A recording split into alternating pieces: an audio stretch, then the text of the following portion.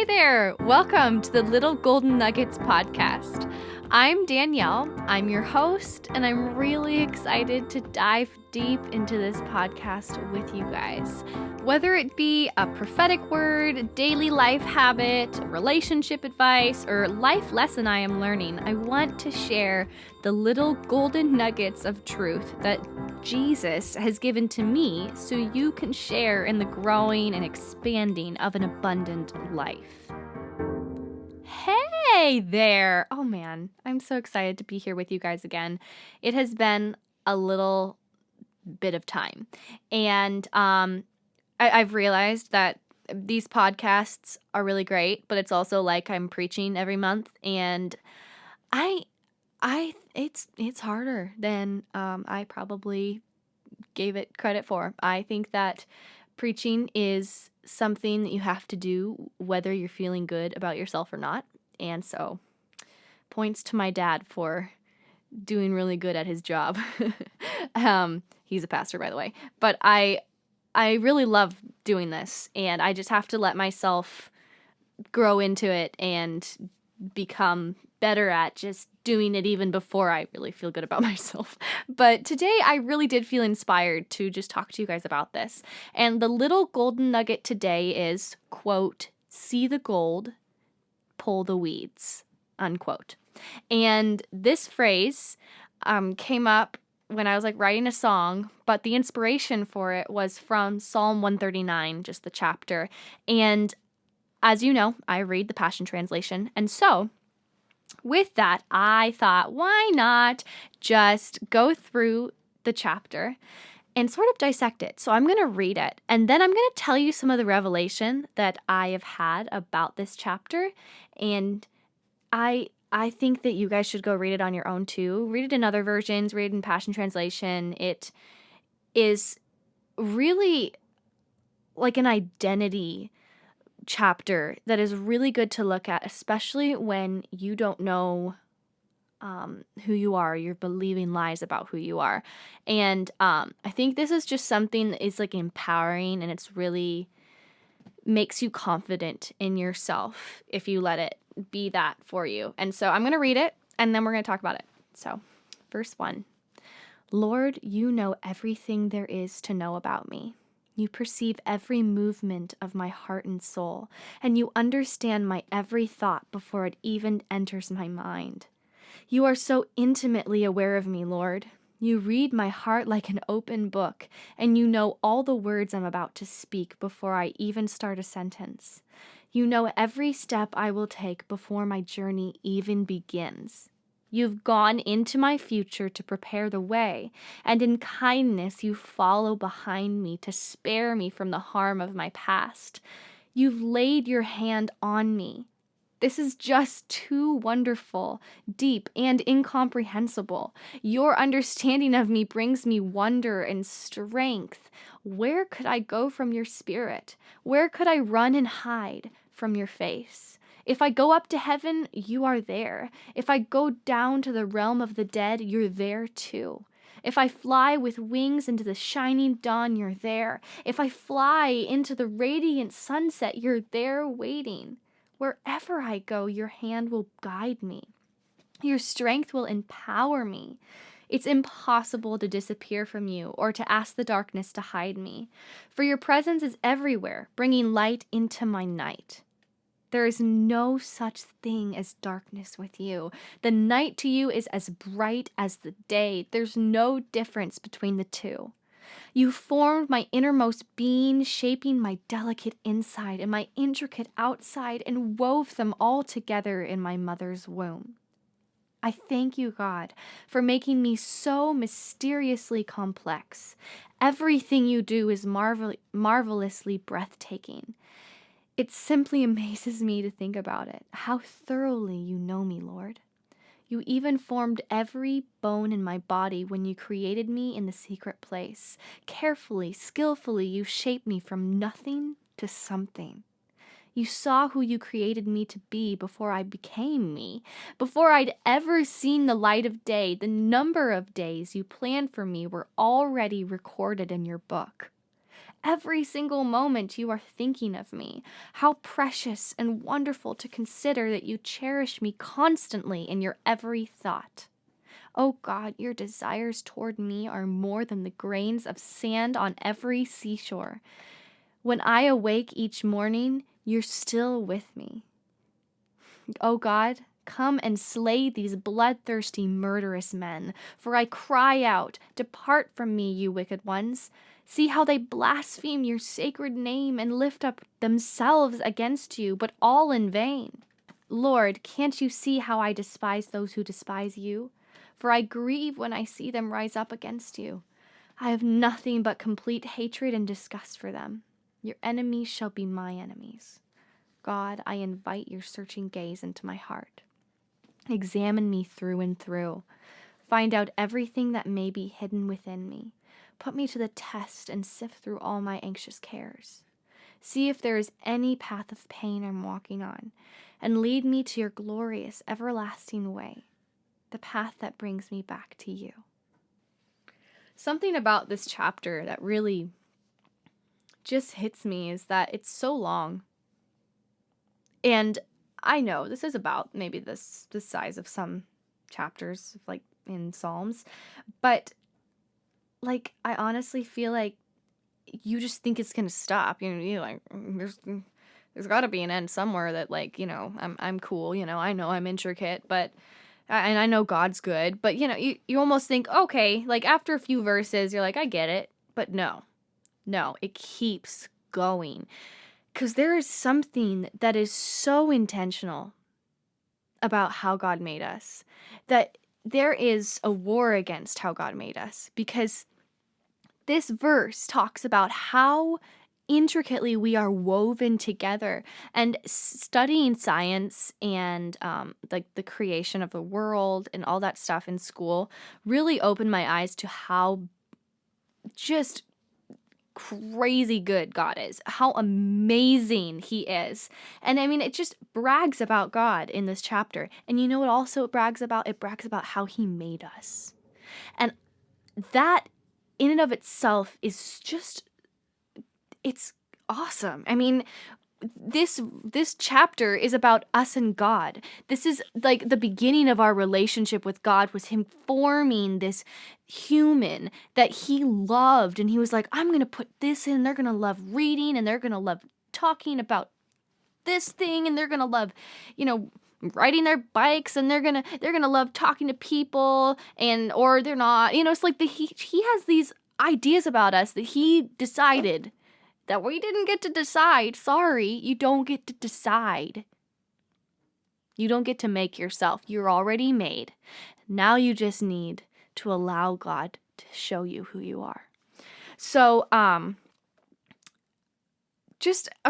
first of all, I'm just going to tell you some words that came to mind as I dissected this. And it goes from being known, being covered, being intimate, being surrounded, being lit up, being complex, being planned on, being obsessed over, being on God's side, and being searched. I mean, what? That's amazing. That's amazing.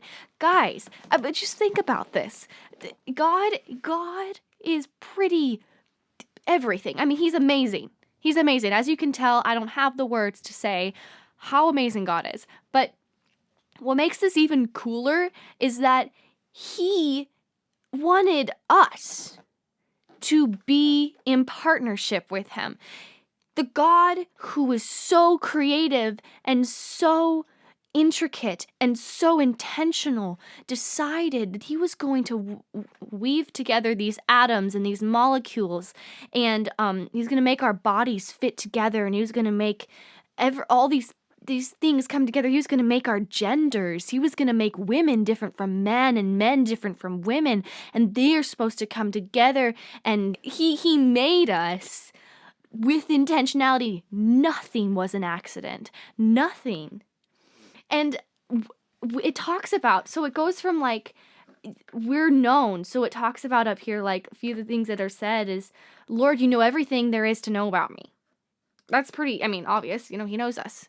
And it goes on, I'd say like verse 1 through 4 really talks about that. And then it talks about in verse 5 how we are covered. We're so covered because he's gone into our future and he's been in our past, and he's literally encompassing and helping and surrounding. He's there, and he knows what's going to happen, and he infuses us with strength for what's going to happen. He helps us to leave the past behind us, and it just like, there's so much covering in that. And when we leave, like our parents covering, like we're not under their house anymore and we're actually being independent, I think that's one of the times that it's really important to remember how much we need God, because God, it's like going under the covering of God in a new way, because he is there to help us live life. He's not just making us on earth to be just kind of figuring it out and then die and then hopefully go to heaven. That's just not who God is. And we need to stop seeing him that way, because he so desperately wants to be with us. And he so desperately wants to help us and cover us. And then there's this part where it talks about intimacy. It's verse 6 talks about, this is just too wonderful. This is amazing. And your understanding of me, you knowing me, brings me strength. We are infused with strength because he knows us. And we need to remember that vulnerability and intimacy with the right people, with God, that strengthens us. You are empowered in a different way because they will look out for you and they will see, I know who this person is. And if she starts doing something wacky that like is not in line with who God made her to be, I'm going to tell her, or I'm going to just mention, hey, this is not cool. And that is awesome. Guys, I don't even know how to do that yet. I don't know how to have a community like that yet. Not that I don't have great people in the church, but it's like we're all learning. How do we make a strong connection with people that we can trust? And like, I think it's just a journey of asking God to bring those people to us, because he made us as a body and he made our bodies, and we know our bodies are intricately made, but we know that the church is supposed to act together as a body and intricately work together well. And so that was kind of something I did not know I was going to say, but there you go. So after our covering and our intimacy, then we're surrounded. Wherever I go, your hand will guide me. It's impossible to disappear from you or ask the darkness to hide me. I mean, like, where can I go from your spirit? This is just like, hey, you know what? I'm just not going to try running from you because it's not going to work. So people that try to deny God and try to say that he doesn't exist or say that he doesn't love me, they're saying that stuff, but you can't change who God is by saying something about him. You can't change who God is by believing something about him. Because we can believe lies. And that's like the stuff I remember when I was little. My Sunday school teacher said that our hearts are like a garden. And, you know, there was beautiful flowers in it. But there are weeds in this garden when you allow things to happen that are not in line with God. Or like, you know, if things happen to us or whatever, that sin that we allow to be in there, it grows like a weed. And we know how annoying weeds can get and how big they can get. And the fact that there are weeds in our heart doesn't mean that those weeds tell us who we are. Because when we are saved and redeemed by Jesus, and when we declare that he is Lord and, you know, we receive him in our hearts, we are saved. If you are walking with God, don't be afraid of him seeing things inside of you, because those things don't define who you are. That's just stuff that isn't supposed to be there. And it's actually, oh, that's in the way. That's in the way of who I really am. That's stupid. Let's get that out of there. So, anyways, he's literally everywhere. We are surrounded by him. And then he lights us up. There is no darkness in him. There's no darkness in him. He is as bright as day. And there's no difference between the night and the day with him, because he just brights everything up. And I think that's amazing. And we get to be with this God who lights us up. And we're complex. Verses 13 through 15 talk about how seriously crazy complex we are, and how like he formed us in our innermost being, shaping our delicate inside and our intricate outside. So not only did he make the inside of you, but he actually did decide how you would look. And there's something about discovering how God has made you and how we are supposed to work with how he made us. What I love about this is that thinking about like how he made me on the inside, he really has made me in a way that I don't even get totally. Because I'm like, why do I do that all the time? And like, is that okay? Is that weird? You know, what, God, why did you make me this way? Or did you make me this way? Is this me? And that's the journey that I feel like I'm on right now. Like, who am I? Who am I? And yeah, that sounds like it could be a scary place to be. I know who I am in Christ, but I'm thinking more like, where am I going to feel the environment is for me? So many people are so different. I mean, we're all complex. And we're all very different from each other. And your experiences are different. And the way that you talk is different. The way that you think is different. I think it's awesome. We're so complex. And God gets to teach us who he made us to be. It's so beautiful. And then he has planned out our days in his book. And that blows my mind. I'm like, I'm not totally sure how that works. But, it's pretty amazing. And there's no one too far gone. He's got a plan for you. And if you partner with his plan, you will experience the goodness of God. Next thing is, every single moment you are thinking of me. Every single moment he is thinking of us. Let's look that up in just the NLT, just to get another perspective. So that is verse 17. How precious are your thoughts about me, O God? They cannot be numbered. Meaning, and I cannot even count them. They outnumber the grains of the sand. And when I wake up, you are still with me. He is so obsessed. I mean, not that we're definitely not God. He is God. I mean, and I'm obsessed with God. But I think in a way he's obsessed with us because he is thinking about us constantly. He really is. And you know why? You know why he's thinking about, not because like, oh man, I really gotta change that. She's just like, oh, I don't know what I'm gonna do about her. No, that's not God. Nope. He's thinking, oh, she's so cool. I cannot imagine what it would be like if someone walked into this room. I'm being a little animated today. But he's just like, I cannot believe you. You're so cool.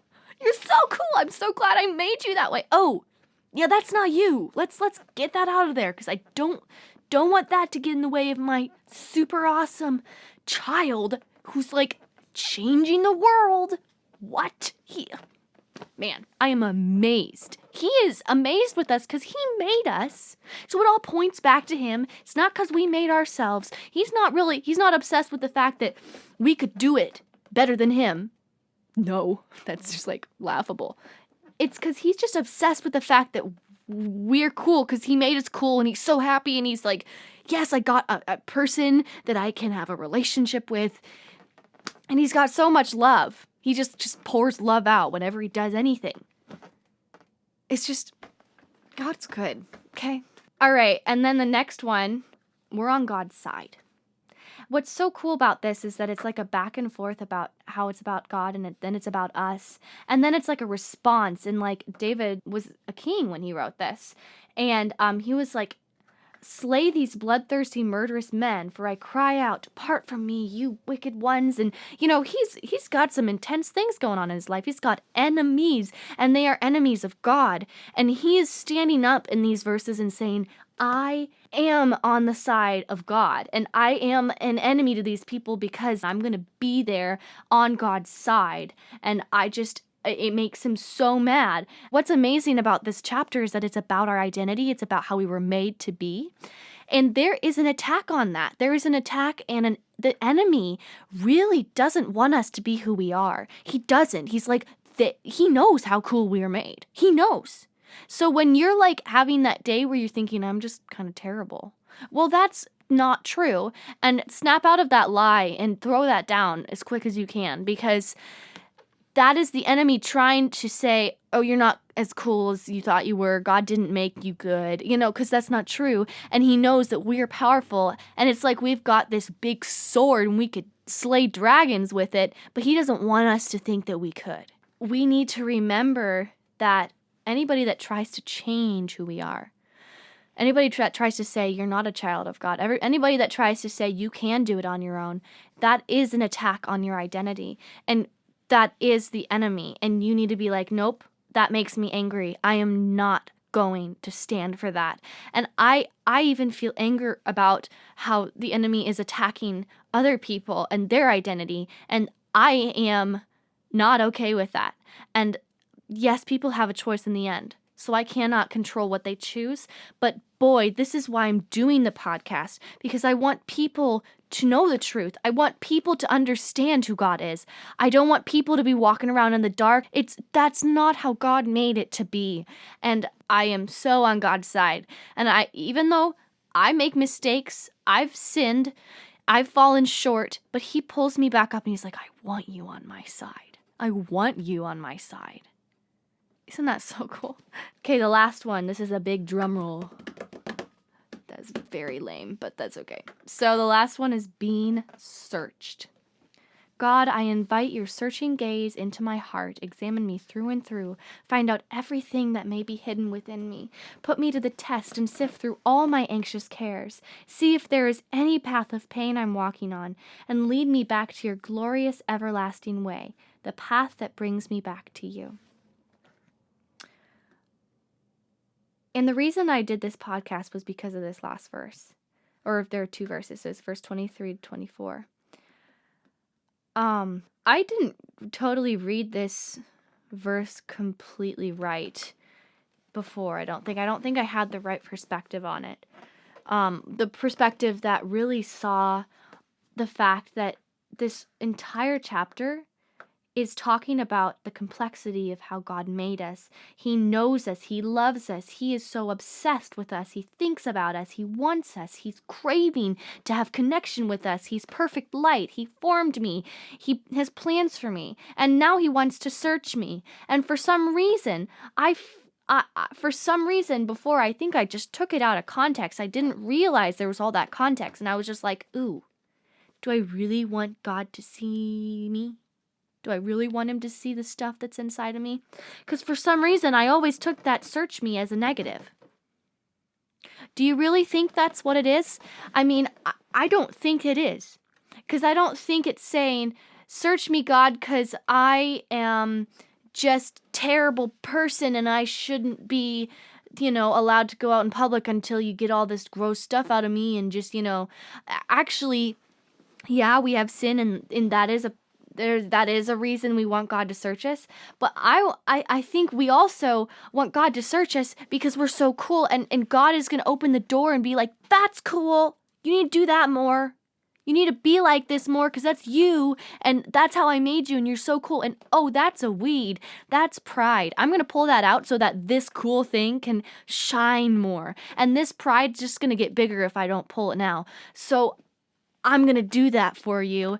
And I'm so excited about this. This is cool. You're doing well. And I'm going to help you. I'm going to just see that thing. I'm going to say, hey, that's not a good idea.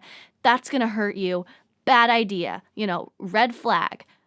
Let's pull that out. And let's do this. And he is so cool. So cool and so excited to come in because he's going to open the door and he's like, whoa. Look at this girl. Look at this girl that I made. Look at this boy that I made. Look at this guy. He's so cool. He's so strong. He's amazing. He's righteous. Look at this choice he made. That was beautiful. That was an awesome choice. Okay, this choice, not great. Not a good idea. This choice, wow, was terrible. Very bad idea. Very bad idea. But I'm going to pull that out because that's not you. That's not who you are supposed to be. That has no business being here. So, if you allow me, I'm going to help you. I'm going to help you get out of that. That cycle, that's going to take away from you. I don't want to act like I know all of the stuff, because I don't. So maybe there's even more revelation to this, and maybe I'm sure there is more depth to this verse than I even understand, but it's not a negative. And that's what I want to tell you, that this verse being searched is it is so right. It is so right for you because it's a lifestyle. We should ask God to come in and be the center of our heart as a lighthouse and just continue searching and be like, even being on a lookout with us, be like, oh, I could see that could be a seed, something that's not good. Let's not even let the weed grow, you know? And it becomes this thing where it's like the maker is inside of the creation. The maker's inside of the creation, tending the garden with us. We have a responsibility to let him in because he is patient and he waits because he made us with a choice. And he's like, I could just walk in as a dictator, but I will not because that's not who I am. He's such a gentleman that he waits. He waits and he's like, this person is so cool. And I see a lot of weeds that are kind of growing way too big. I see this person, they've got mostly weeds covering up the cool things that I made in them. And that makes him so sad. That makes him angry at the sin, not at you, but at the sin. And he's like, I want to get in there. I want to get in there because I want to search her and I want her to see who she's made to be. I wanted him to see who he's made to be. It is such a beautiful relationship. And I know I'm almost repeating myself when I say this. It's just because I feel it inside of me.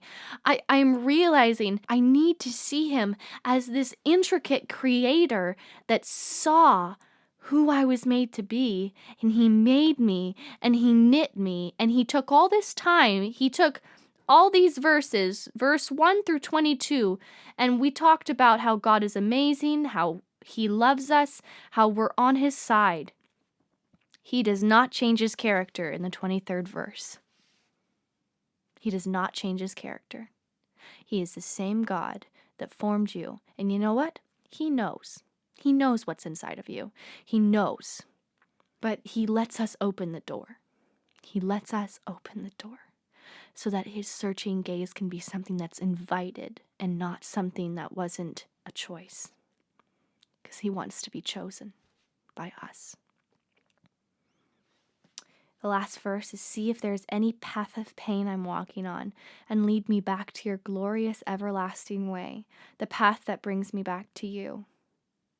The path that brings me back to you. That's the point, guys. It's a point. The point is, when he's in there showing you, this thing hurts, doesn't it? When he shows you that, he heals you. When you invite God into you, you're inviting everything that comes with him, which is love, joy, peace, patience, kindness, goodness, faithfulness, self-control. I feel like there's one more. Maybe there isn't. Really close. Comes with the fruit of the Spirit. He comes with the blood of Jesus. And he doesn't leave. For some reason I saw him coming in and leaving. But I don't think that's what we're supposed to be doing. We're supposed to be saying, hey God, come in. Stay. Keep your flashlight in here.